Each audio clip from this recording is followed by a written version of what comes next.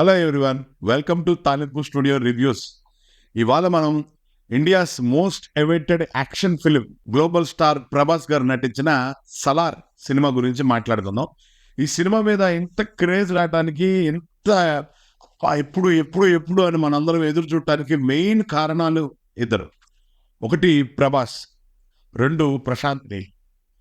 ఎందుకంటే బాహుబలి తర్వాత ప్రభాస్ గారికి ఆయన రేంజ్గా, అంటే ఆయన వెళ్ళిపోయిన ప్లేస్కి, ఆయనకున్న ఎబిలిటీస్కి, ఆయనకున్న ప్లస్లకి, ఆయనకున్న ఈరోజు ఆయనకి ఇండియా మొత్తంగా ప్రపంచవ్యాప్తంగా ఆయనకి ఏర్పడిన ఫ్యాన్ బేస్కి దాన్ని రీచ్ అయ్యే కాన్సెప్ట్ కానీ, దాన్ని రీచ్ అయ్యే మేకింగ్ స్టైల్ కానీ, దాన్ని రీచ్ అయ్యే ఒక ఏది కూడా ఆయనకి రాలేదన్నమాట.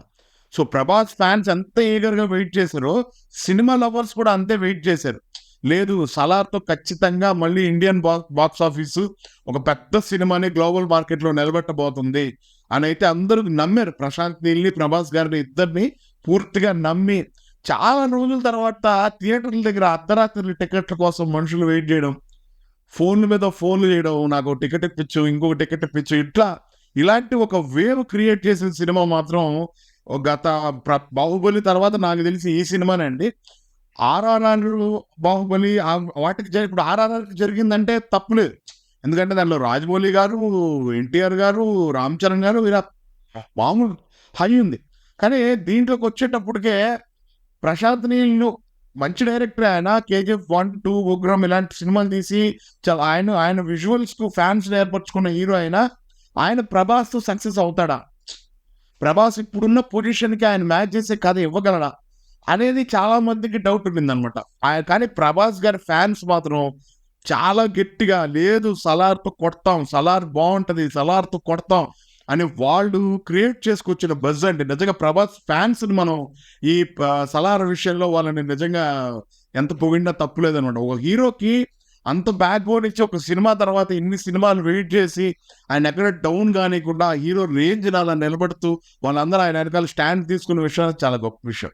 ఇంక ఈ విషయాలన్నీ పక్కన పెడితే సినిమా కథ విషయానికి వద్దాం. సలార్ ఈ సినిమా కథ ఏంటంటే, వరదరాజ్ మన్నర్ పృథ్వీరాజ్ సుకుమార్ ఆ క్యారెక్టర్ చేసాడు అన్న విషయం మనందరికీ ట్రైలర్లోనే అర్థమైపోయింది. ఆయన ఫ్రెండ్ దేవా ప్రభాస్, వీళ్ళిద్దరు ఫ్రెండ్స్ అనమాట. వీళ్ళిద్దరు చిన్నప్పటి నుంచి ఫ్రెండ్స్. అయితే ప్రభాస్ వాళ్ళ మదరు ఈశ్వరీరావు గారు, ప్రభాస్ వాళ్ళ మదరు, దేవా వాళ్ళ మదరు, దేవా ఇద్దరూ కలిసి కొన్ని అనివార్య కారణాల వల్ల ఈ ఊరు నుంచి వెళ్ళిపోయి అస్సాంలో 20 సంవత్సరాలుగా ఉంటుంటారనమాట. ఈ అస్సాం వెళ్ళిన దగ్గర నుంచి కూడా ప్రభాస్ వాళ్ళ అమ్మకి ఇచ్చిన మాట కోసం ఎవరి మీద ఆయుధం పట్టడు, ఎవరితో గొడవలకు వెళ్ళడు అని ఒక ఒట్టు పెట్టుకొని ఉంటాడనమాట. ఈ క్రమంలో శృతి హాసన్ అనే ఆద్య అనే క్యారెక్టరు ఫారెన్ నుంచి ఇండియాకి వస్తుంది. ఫారెన్ నుంచి కలకత్తాలో దిగగానే ఆ అమ్మాయి ఫాదర్, శృతి హాసన్ వాళ్ళ ఫాదరు, ఆమెకు ఒక హెల్పర్ ద్వారా అతన్ని ఎలాగైనా ఆమెకు ఏదో లైఫ్ థ్రెట్ ఉందని చెప్పి ఆ అమ్మాయిని తీసుకెళ్లి అస్సాంలోని హీరో వాళ్ళ మదర్ దగ్గరికి చేరేస్తాడు అనమాట. హీరో ప్రభాస్ ఆ అమ్మాయిని ఎందుకు కాపాడతాడు, ఎందుకు అక్కడికే పంపించారు, ఎందుకు ఆ అమ్మాయిని ప్రభాస్ కాపాడతాడు అనే సీన్స్ మీద ఈ సినిమా కథ ఓపెన్ అవుతుంది అనమాట. ఇక తర్వాత అందరూ ఈగరుగా వెయిట్ చేసిన ఖాన్సార్.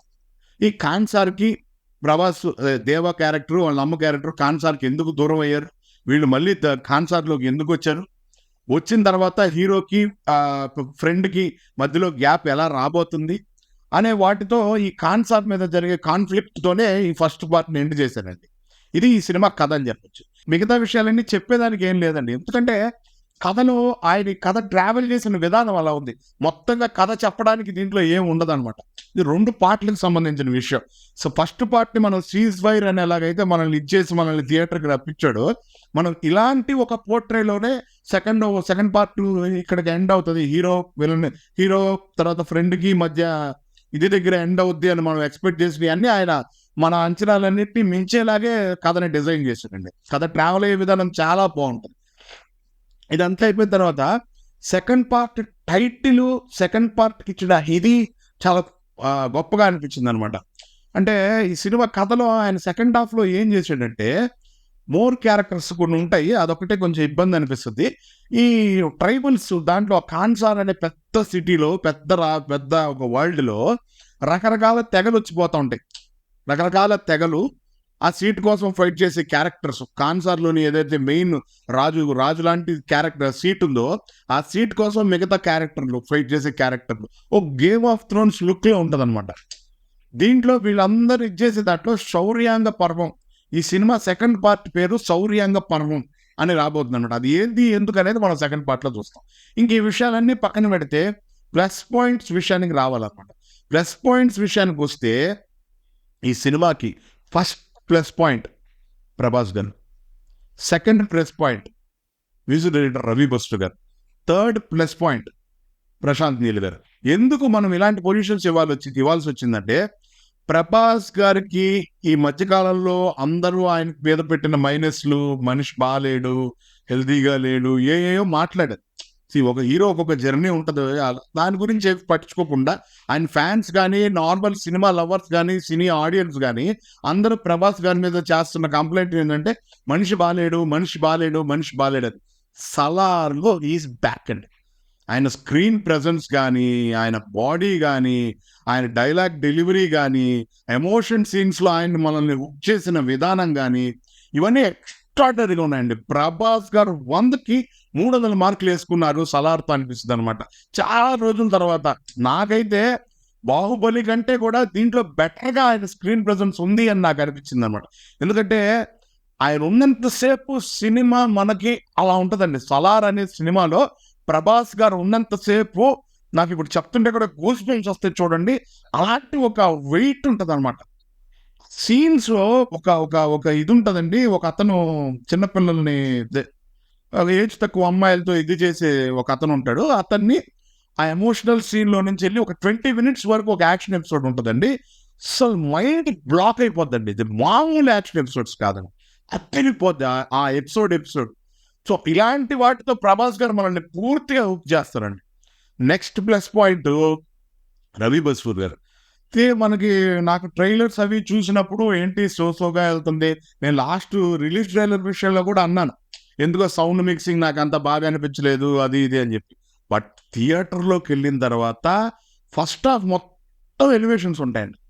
ఏంద్రా ఇంత ఇన్ని ఎలివేషన్స్ అవసరమా అని కూడా అనిపించే పాయింట్ దగ్గరికి వెళ్తుంది. కానీ ఎలివేషన్ వచ్చిన ప్రతిసారి మన రవి బసూర్ గారు మాత్రం థియేటర్ని ఇలా బ్లాస్ట్ చేస్తారండి.